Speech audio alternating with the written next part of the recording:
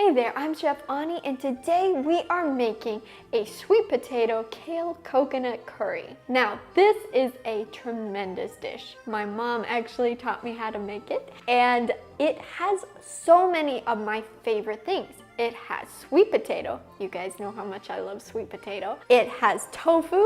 I love tofu. And it has kale, and then it kind of like hugs. It hugs the dish with coconut, the coconut cream that you get. So the other day we made this dish and I had 3 servings. I can't really remember that I've had 3 servings of anything. I normally just have 2. So this is really saying something. This is a 3-serving dish. Just beware, you may be having 3 servings of this one. This time of year when it's starting to get a little cold, right? We want something warm to warm us up when we're starting to get cold. So I think we should jump into this video and get started. So enough talking, let's get cooking. So we're going to get started by cutting up an onion. We don't need a fine chop on this one. We're just going to do kind of a half moon.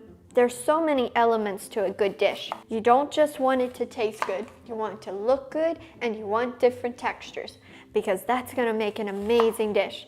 And so if all the vegetables are cut up the same, you're not gonna get the same effect as if you cut them up a little differently. Heat the oil and then add our onion. The next thing we're going to add is some ginger. Now at home I have a little like grater, you know, like a fine grater. That would be a lot easier to grate this ginger, but you know, of course I didn't remember that. So we're going to just do it the old-fashioned way. The next thing we're going to add is some shiitake mushrooms. So I'm just going to take off the stem part because this is really tough. Slice this not too thinly, and this is going to give it kind of a earthy, meaty flavor. Plus it looks really nice in here, I think. So while that is sauteing, we are going to cut up our vegetables, starting with the sweet potato.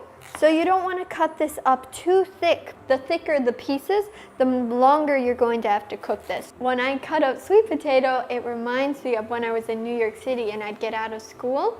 I would go and stop at the grocery on the way home from school, pick up some sweet potatoes and go home and cook them, because there was nothing nicer than just sitting in that tiny studio apartment. It was so small, but I'd sit there and eat my sweet potato. Life was good. Now we're going to add some Brussels sprouts. Now I know that there's a lot of people out there who don't like Brussels sprouts, and this is an optional thing. I like the Brussels sprouts. They add a green color, and I think they taste really good, but if you don't have them, you don't like them, don't add them. Does that make sense? Mm-hmm. Right. Perfect sense. If you don't have them, don't put them in. So we're going to add our water. I'm going to show you a quick and easy way to season this curry today. I have some Bragg's liquid aminos, but if you don't like Bragg's, you can use soy sauce. I have some Better Than Bouillon, but if you don't have this, you could just use more Bragg's tomato paste. This enhances the color and also adds some flavor. Now I'm also going to add some vegan curry paste. And I use this Thai Kitchen red curry paste. It is vegan. You want to be careful with what curry paste you add though, because they're not all vegan. And if you want to try your hand at making your own curry paste, I also do have a recipe on my website. But this is a quick way to do it. I have one of these bottles in my cupboard, and when I don't have time to make a whole lot of curry paste, I just use this and it makes it so simple. So once this comes to a boil, we're going to let it cook until the vegetables are tender. How was your guys' weekend? Mine was good. I went to see my sister. She's away at college, getting her master's degree. I got to go and see her play in the orchestra, and it was so fun.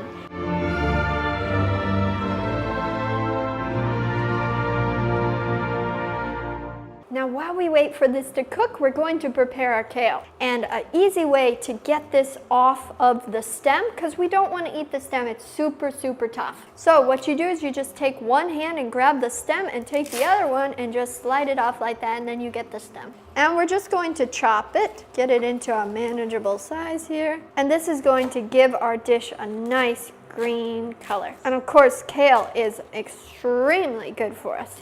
I'm going to add some coconut milk now. I love this Thai Kitchen brand because it's super creamy. And I'm just going to open up the can. Do you like my blue can opener? I just got it. It's probably my newest kitchen gadget in this kitchen because I forgot my can opener at home too, so I got my favorite color in can opener, right? Because why not? Who wouldn't want a blue can opener? Plus, it was on sale, so it was win-win all around. And this is getting exciting. I mean, look at that. Now I'm going to cut up our tofu into cubes. This is firm tofu. I find that the firm tofu does really well in this recipe. And we're going to add the kale and let it cook down for a minute or so before adding the tofu. And once we add the tofu, we want to be careful with stirring it because you don't want to break up the tofu in there. So once you add the tofu, don't stir it much. And we're going to let this tofu sit in the sauce for a little while and just soak up some of that flavor. To finish this dish up, we're going to add a tiny bit of maple syrup, but this is optional. It's not absolutely necessary, but it just adds so much flavor. And some fresh squeezed lemon juice. So our dish has been cooking for a little while and now it's ready to eat, and I am so excited. I have some rice here. Let me tell you, this is really, really good served over rice.